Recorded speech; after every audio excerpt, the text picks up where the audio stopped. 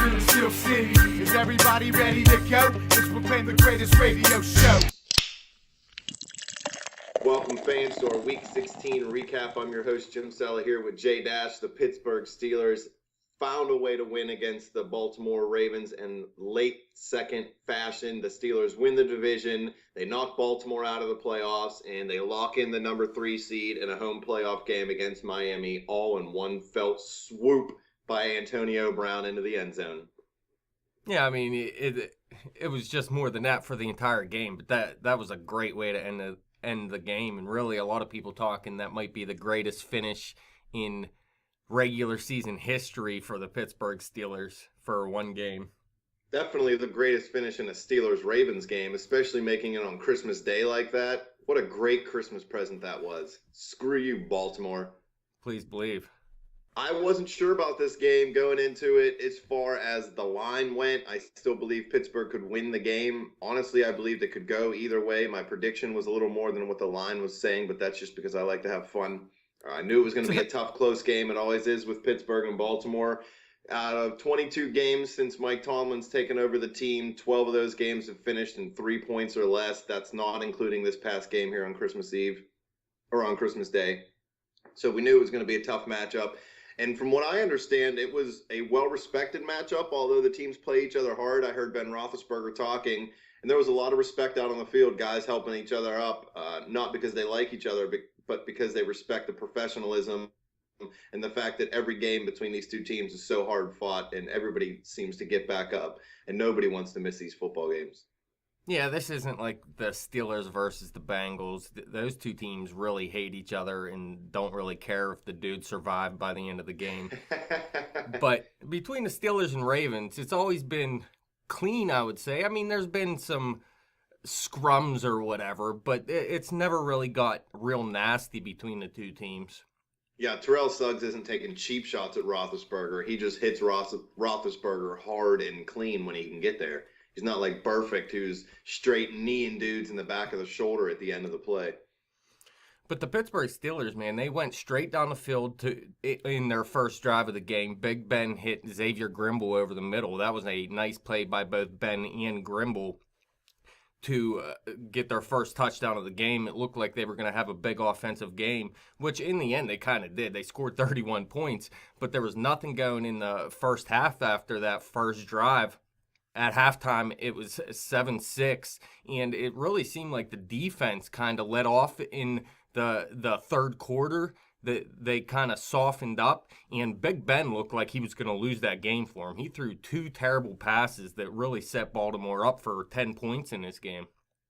What I read, and I haven't gone back to look or anything, but I heard there was a terrible holding call that was missed on the second interception, which caused the Steelers receiver, I forget who it was, to not even be able to get close to the ball, and that's why it looks so blatant that the pick might have still happened, but there would have actually been a Steelers player in the vicinity had he not been held so bad.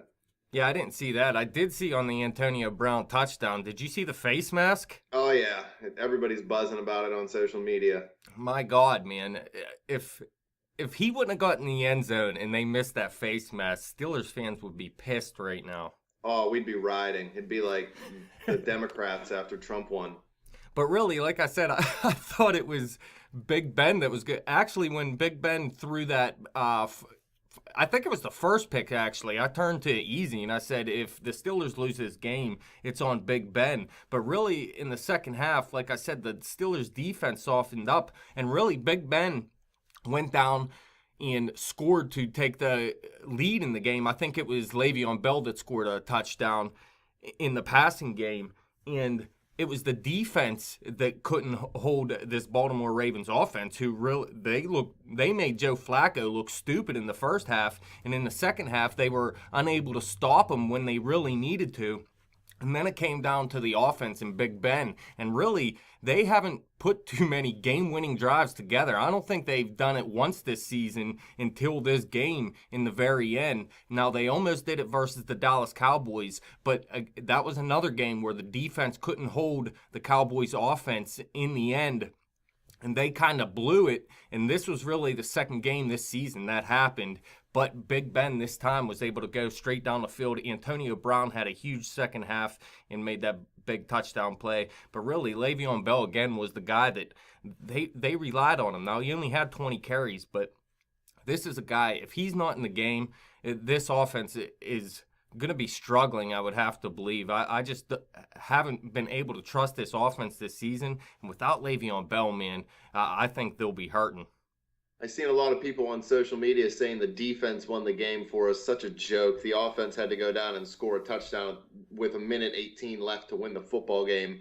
Not saying the defense totally blew it, but I agree with you. The second half, they really softened up and they let Baltimore's offense kind of pretty much do whatever they wanted.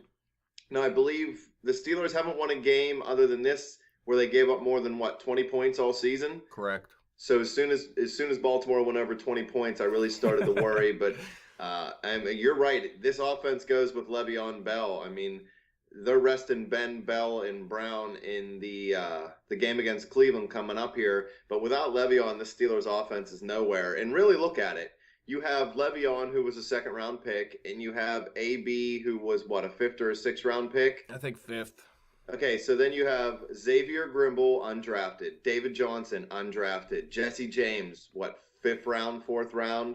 Maybe Eli sixth. Rogers, undrafted. Kobe Hamilton, undrafted. I mean, right now, there's not anybody else on this offense. You're 100% right. If there's no Le'Veon Bell or no Antonio Brown or no Ben Roethlisberger, this team isn't going to be able to do anything. Even if there is any Antonio Brown, without Le'Veon, man, I mean, there was one point in this game, early in the game, Le'Veon was breaking off big chunks, but actually in the second half, they were a little worried about Ben, and they started to go back to the run a little bit, and he was doing a good job, but in the end, they really needed to pass, and that's when Big Ben stepped up, and I even told Easy, I was like, well, Big Ben made the Pro Bowl, and he needs to go down and win this game now because he really hadn't done it this season. I think looking at it, I feel like this is one of Big Ben's worst seasons, to tell you the truth. Not that he's been terrible or anything.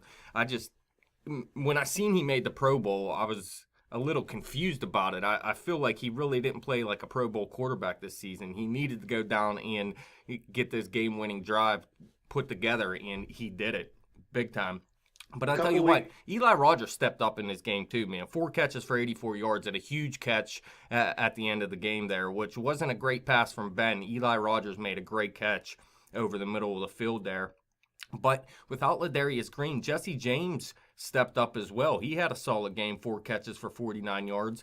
Like we mentioned before, Xavier Grimble came up with a big catch early in the game for a touchdown. But really what turned the game is the deep ball to DeMarcus Ayers that got the pass interference, which ended up Le'Veon Bell scored after that. But that was a huge play in that game, and that's really what got this offense turned around. Well, Baltimore's done that to us for a long time. Just throw a deep pass and hope for an interference call.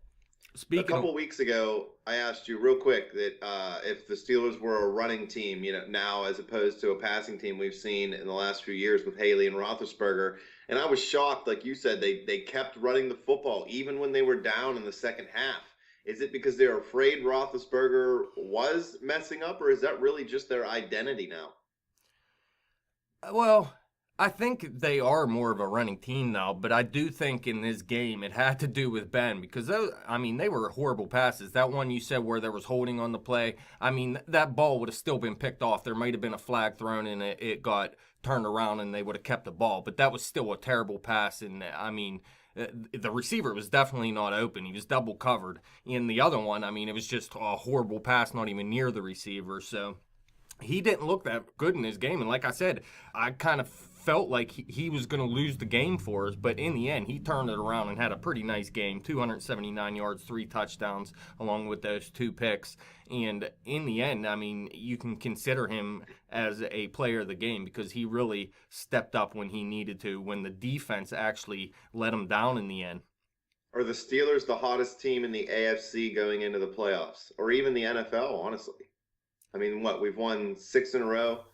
Yeah. Could be 7 in a row if we beat Cleveland with our backups. New England's pretty hot right now. They did lose a game a few weeks ago, but they've been winning pretty easily recently. But you look, you got Matt Moore for Miami, I mean, they're still hot. They've been winning with Matt Moore, but I don't trust that in the playoffs. Their defense is decimated. You got Pat McGroin out there in Oakland. And who else? There's another. Tom Savage for Houston right now. So, I mean, I was just talking about how I don't feel like this is a year for the Pittsburgh Steelers. Then all of a sudden, Carr goes down. And now you got 3 quarterbacks that don't seem like they can make it to a Super Bowl. So it comes down to Alex Smith, Big Ben, and Tom Brady right now to me. Would you rather go to Oakland or go to Kansas City? Well, I'd rather go to Oakland right now since you're playing Matt McGloin out there as the starting quarterback. So definitely Oakland at this point. You don't want to go to Kansas City. Kansas City's sort of like Pittsburgh. Yeah, you can beat them when Kansas City comes to your house. But when you go into Kansas City, it's tough to win. I agree. Even in Kansas City's bad years, it's hard to win an Arrowhead. And the Steelers struggle on the road. Is it possible for Miami to overtake Kansas City at this point and make Kansas City the 6th seed? I don't think. I think the only thing that can happen is Kansas City can leapfrog Oakland. I was going to say, because if Kansas City could become the 6th seed, I almost want that so we can play Kansas City at home and then go into Miami or wherever we got to go after that. Yeah, I'm pretty sure Miami's locked in at 6, and it's going to either be Oakland or KC. Whoever wins the division gets the higher seed. So if Oakland loses and KC wins, then it'll be Miami and then to Kansas City if we can beat Miami, which is a real possibility considering they got Matt McGloin at quarterback who's 1-5 in his career. The Raiders fans, man, I actually feel bad for them. I really do. It's got to suck. Yeah, it does, but I mean, it happens. I feel bad. It's not always the best team that wins the Super Bowl. People are so naive to think that just because you're the best team in the league, anything can happen.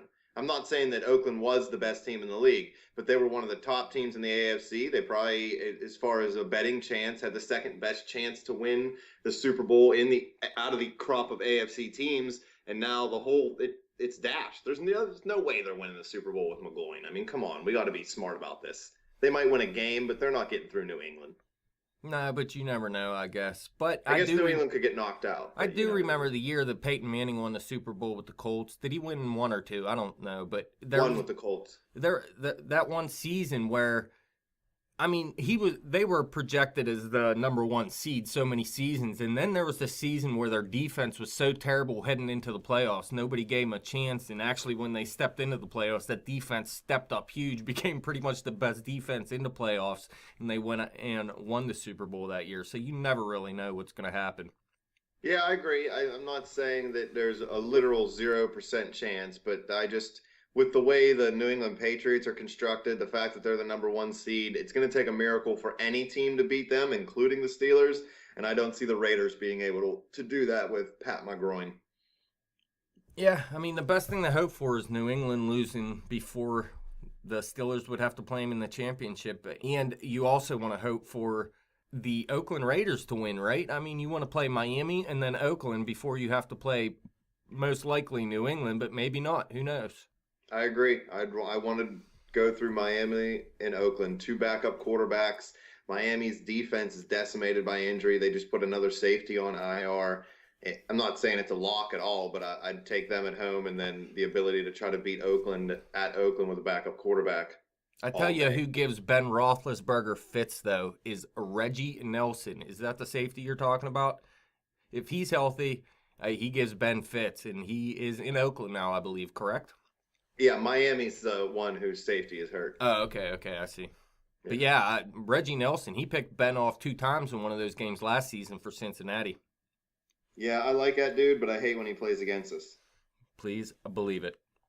But like I was saying, Baltimore's offense really got nothing going in the first half. In the end, they did have 122 yards rushing. So the Steelers' defense without Stephon Tuitt really didn't stop the run like they usually do. Although that one reverse to Michael Campanaro was for 23 yards. They would have held him to 99 yards without that reverse. So it wasn't terrible, but it also wasn't great. But Joe Flacco looked horrible in the first half. They did leave Pitta open a good bit in this game. They really weren't worried about that check down to Pitta.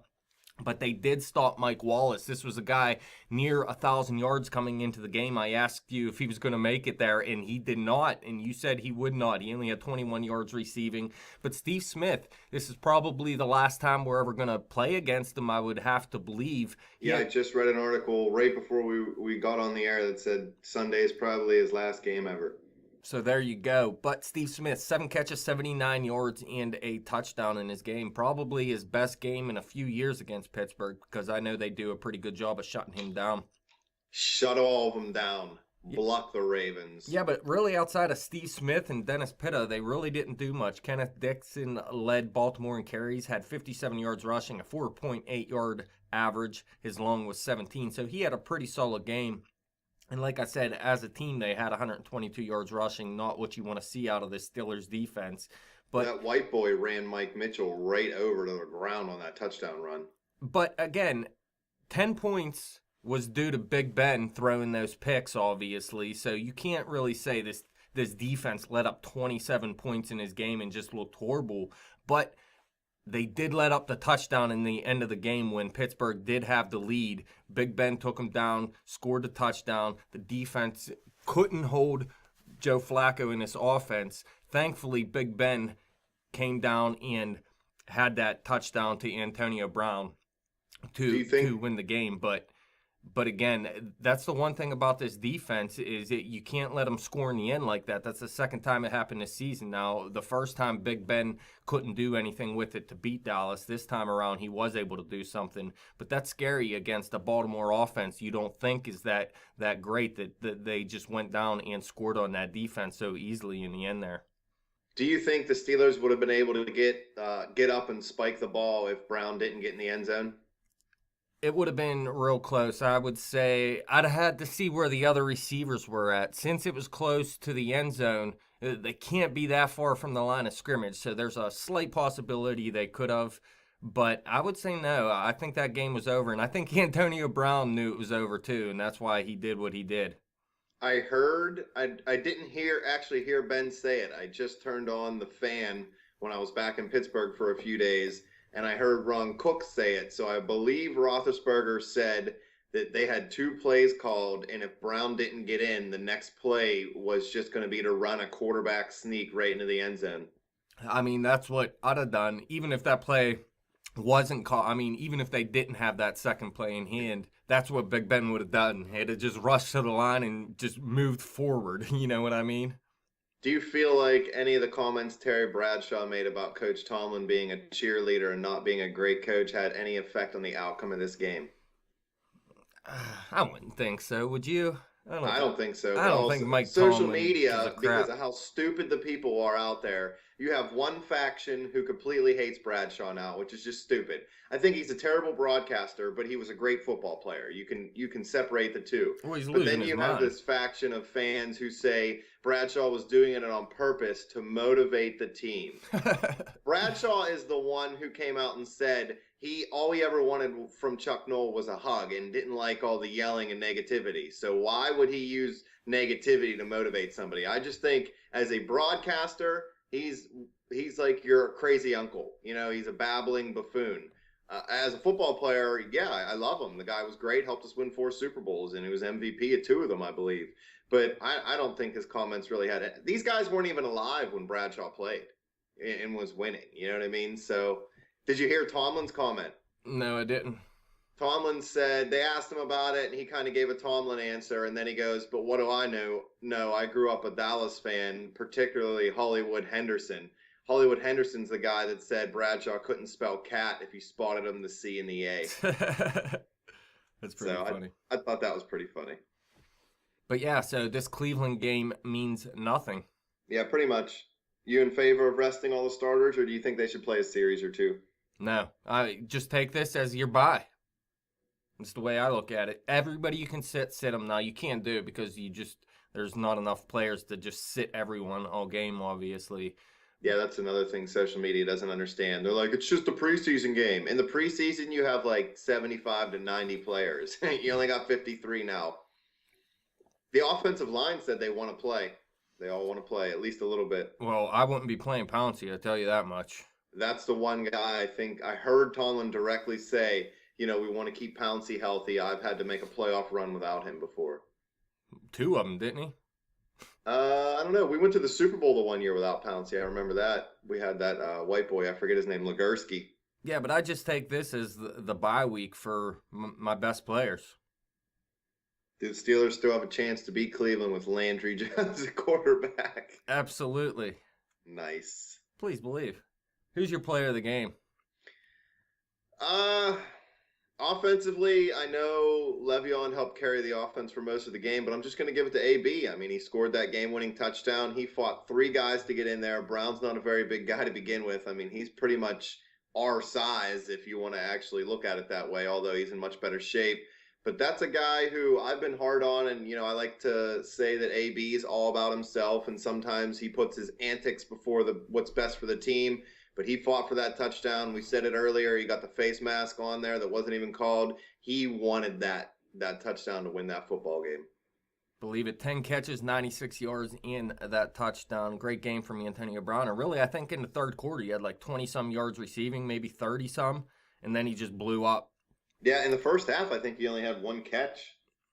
You could give this player to the game to a few guys, in my opinion. Obviously, Antonio Brown for what he did in the end of the game there. Le'Veon Bell had another good game, 122 yards rushing. Didn't do too much in the passing game, although he did have a receiving touchdown. You can give it to Eli Rogers had a good game. Now, he didn't do as much as Bell and Brown, so I don't think I'd give it to him, but DeMarcus Harris is a guy that came up with a big pass interference to get this offense moving as well. So you got to give some guys some credit. I'm going to give it to Big Ben, though, man. It looked like he was about to lose that game for him. He didn't look good in the first half, really, outside of that first drive. Right away to start the second half, he threw that pick, and then he threw another one. It looked like he was going to lose the game for him. He got his crap together and drove this team down twice for touchdowns to take the lead in the final one for the win. What about defensively? Defensively, there was no one that really completely stood out in this game. I think it was a solid team effort, that not as good as the past few weeks. But again, James Harrison was all over the field again, man. 11 tackles to lead the team. I'm going to give it to him. This dude's old, and he might not be on this team next season, so this might be the last time we give it to him. I'm going to give it to the other old guy, Lawrence Timmons, 10 tackles, a sack, and a forced fumble, and also who may not be on the football team after next year. He has really played like a man possessed in the second half of the season. I was all over him early in the year, although, I still like Timmons, but he definitely needed to be taken off the field in passing situations early in the year. But I don't know what he's done in the second half. Maybe he's the one doing steroids and the NFL is wrong in testing James Harrison. I don't know. But Timmons is balling right now, and I love it. Believe it. Anything else for the fans? No, Justin Tucker's a beast. Doing 4 for 4 in field goals. Most watched game in NFL Network history. Really? Steelers-Ravens. And it was a good game to put on, man. It was one of the best games this season, whether you're a Steelers fan, Ravens fan, or not. Yeah, and I haven't seen all the grumbling out of the Ravens fans on social media as much as you see from Cincinnati. And we said it a little bit ago, it's not the same type of rivalry. But the Cincinnati fans are such crybabies when they lose. Baltimore fans, they don't really say much. What about Pittsburgh fans? Pittsburgh fans, of course, they're just ridiculous. Everybody's the Ratbirds, the Broncos are the Donkeys. I mean, they can't call anybody by their name. They think the Steelers are like the greatest thing, the gift from God in the whole entire world, and you can't say anything negative about them. It's kind of annoying. I could see why people hate our fan base. Fans, any questions, comments, hit us up on Twitter at bet_the_spread. Hit me up on Twitter at betjimthewin. Keep checking out the Facebook page at facebook.com/betthespread. As always, come to YouTube, click subscribe, send us a comment, tell your friends. Hopefully you gave everybody you love the spread for Christmas. If not, give it to them for New Year's. Boy! Super Bowl.